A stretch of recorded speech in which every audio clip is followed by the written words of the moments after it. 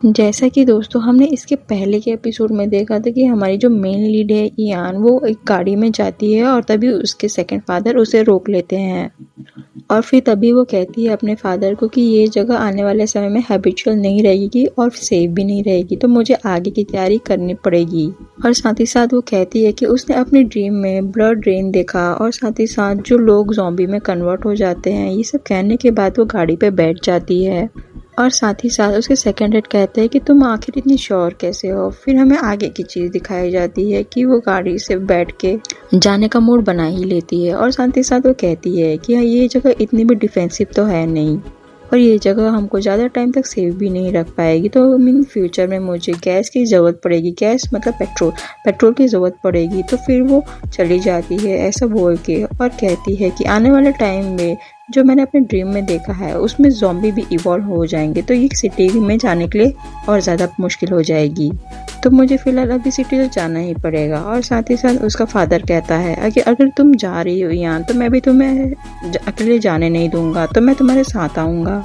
तभी ईयान कहती है कि नहीं, आप यहीं पे रहिए, आप घर पर रहिए, यहाँ पे तो कोई भी नहीं है, तो यहाँ पे किसी को भी तो चार्ज करना पड़ेगा जो यहाँ पे अपने सामान का ख्याल रख सके। और तभी वो कहती है अपने फादर को कि मेरे ऊपर थोड़ा विश्वास कीजिए, मैं अच्छे से आ जाऊंगी, मैं सेफली आ जाऊंगी।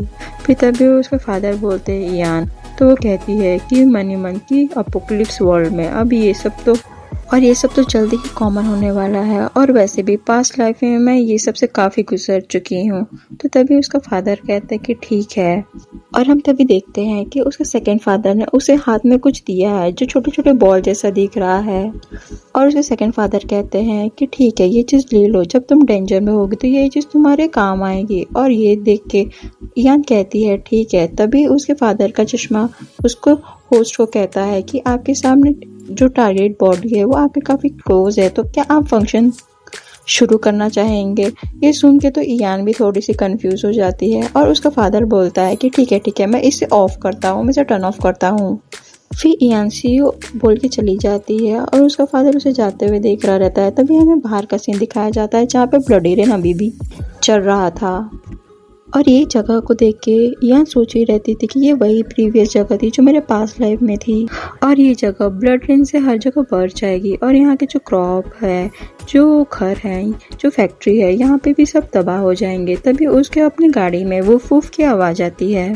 तभी वो देखती है कि उसका डॉगी 7 वो वहाँ पे है और वो कहती है कि तुम यहाँ पे क्या कर रहे हो, तुम्हें तो घर में रहना चाहिए था, तुम अभी रिकवर तो हुए नहीं हो इंजरी से, तो तुम्हें इसी चीज़ के लिए अपने घर में रहना चाहिए था। तभी उसका डॉग कहता है मनी मन की मास्टर, मैं एक आपका रॉयल गार्ड हूँ, तो जहाँ पे आप चाहोगे वहाँ पे मैं भी रहूँगा आपको प्रोटेक्ट करने के लिए और मैं किसी से नहीं डरता। तभी हमें और भी चीज़ें बताई जाती हैं, जैसे कि वो कह रही रहती है कि अभी तो थोड़ा टाइम है कि ये बारिश की वजह से जो भी वायरस है वो अभी ह्यूमन बॉडी में तो नहीं जाएंगे पर ये जल्दी ट्रांसमिट हो जाएंगे, जो एयर के थ्रू जाएंगे। और वैसे भी लेट नाइट में जो लोग सो रहे हैं वो उनको कोई आइडिया नहीं है, वो जल्दी ही एक ज़ॉम्बी में टर्न होने वाले हैं।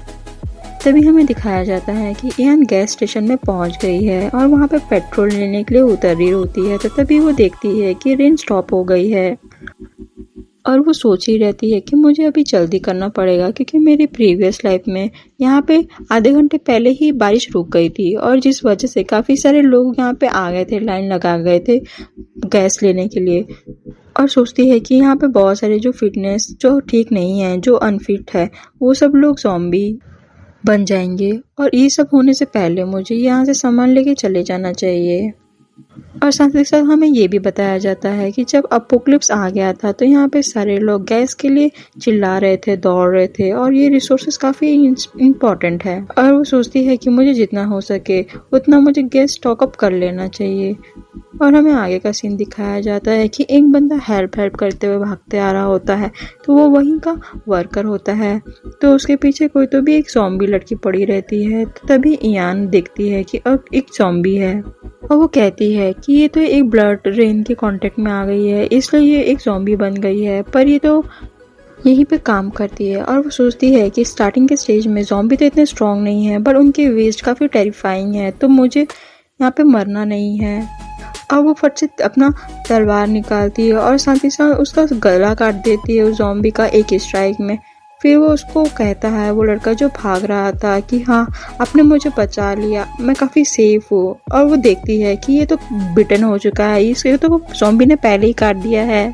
और वो साथ ही साथ पेट्रोल भरने के लिए लगा देती है। फिर वो कहता है कि थैंक यू, मैं नहीं बच पाता अगर आप नहीं होती तो मैं मर जाता। तो तभी हमें देखते हैं कि वो बोलती है ऑलराइट, कुछ कुछ नहीं हुआ, सब ठीक है। और वो सोचती है कि ये तो बीटन हो चुका है, इसे तो काट लिया है ज़ॉम्बी ने, ये जल्दी ही ज़ॉम्बी खुद बन जाएगा।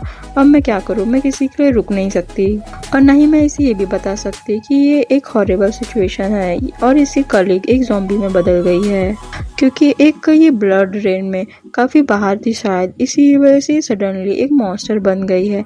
और फिर इयान पेट्रोल भरने चली जाती है और बोलती है कि ये जो आपकी जो कलीग है ये पास हो चुकी है, वो रही नहीं। तो वो कहता है कि थैंक यू, आप बहुत ही काइंड है और मैं सोच भी नहीं सकता था कि मेरे साथ क्या होता अगर आप नहीं होती, तो थैंक यू। फिर तो भी ऐसा बोलते वक्त इयान के गले में चाकू रख देता है और इयान कहती है कि आप क्या कर रहे हैं। और वो लड़का कहता है कि मूव मत करना, नहीं तो मैं तुमको मारने से पहले सोचूंगा नहीं, और तुमको तो पता है फिर उसके बाद क्या। और वो कहता है कि ये जो सेंट है ये मूवमेंट की बहुत ही अच्छी है।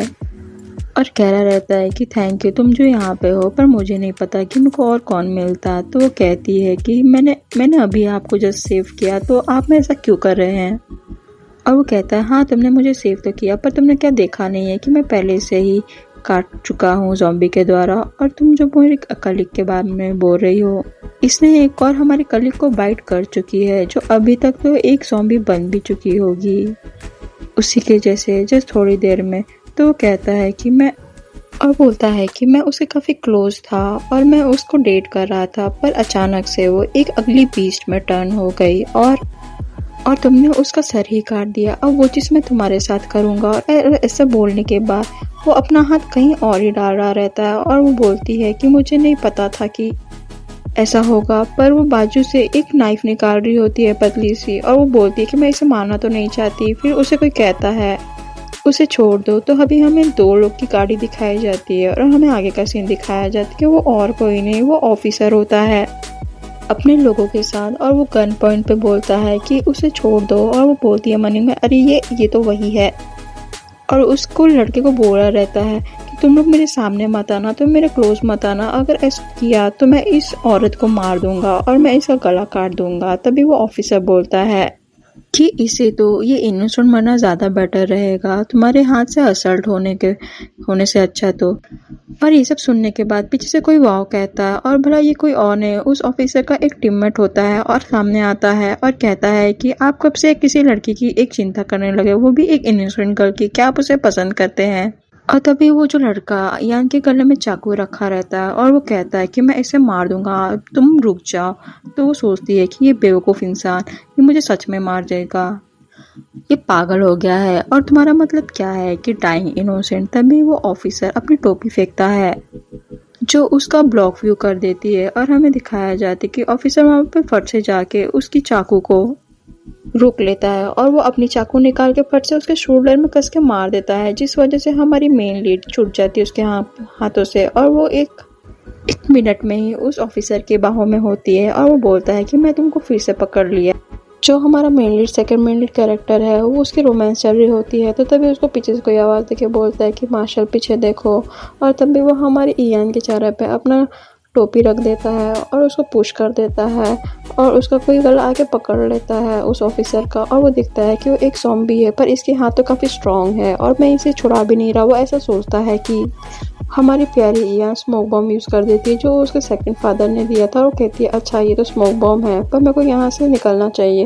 और वो निकल रही होती है और काफ़ी सारे ऑफिसर बोल रहते हैं कि स्मोक बॉम्ब आया कहाँ से, हमें अपना मार्शल नहीं दिख रहा। और उसका सेक्रेटरी कहता है कि सर आप मरे तो नहीं ना, है कि नहीं। तो वहाँ पे बोल रही रहती है मनी मन हमारी इयान कि मुझे यहाँ से निकलना पड़ेगा जल्दी, और पता नहीं मैं कैसे उसके हाथों में चली गई। मैं फट से ही पेट्रोल रहती हूँ और यहाँ से फट से निकलती हूँ। तभी वो गाड़ी में अपना पैर उठाती है चढ़ने के लिए, तो वो सोचती है कि डैम मैं इन लोगों को पीछे नहीं छोड़ सकती, और अपना खंजर निकाल के उस ज़ॉम्बी को मारने चली जाती है और वो तभी घुमा के उसके सर पे मार देती है। और वो खंजर उस ज़ॉम्बी के सर के आर पार चले जाता है और वो सोचती है कि मेरा डॉगी इवन कहाँ गया, मेरा सेवन कहाँ गया। और साथ ही साथ वो कह रही रहती है ऑफिसर की अब हम बराबर है, और वो ऐसे ही फट से बोल के अपनी गाड़ी में बैठ जाती है और वहाँ से चली जाती है। तभी उस ऑफिसर का तभी जो हमारा ऑफिसर है उसका सेक्रेटरी कहता है कि लगता है हमारी सिस्टर इन लॉ भाग गए। तो वो मार्शल कहता है कि मेरे हाथ से तो कोई भाग के नहीं जा सकता। तभी उसका सेक्रेटरी कहता है कि अच्छा, मैं तो मजाक कर रहा था, लगता है आप उस वुमेन को काफ़ी पसंद करने लगे हैं। तभी मार्शल कहता है कि यहाँ से जितने भी सारे गैस और पेट्रोल है उसको उठाओ और हमारे नेक्स्ट लोकेशन में लेके चलो, अभी के अभी 2 मिनट में। तभी हमें इयान दिखाई जाती है जो ड्राइविंग कर रही रहती है और उसका रास्ता ही फेंक्विन माउंटेन है। तो उस बारे में न्यूज़ आ रहा रहता है और कहते हैं उस न्यूज़ में कि माइन कोलैप्स हो गई है और वहाँ का जो रोड है वो बंद हो चुका है, नेशनल शिंगयान रोड बंद हो चुका है और बाकी सारी टीम रेस्क्यू के लिए जा चुके हैं और सारे रेस्क्यू टीम काफ़ी सारे रास्तों पर है, ऐसा न्यूज़ आ रहा रहता है।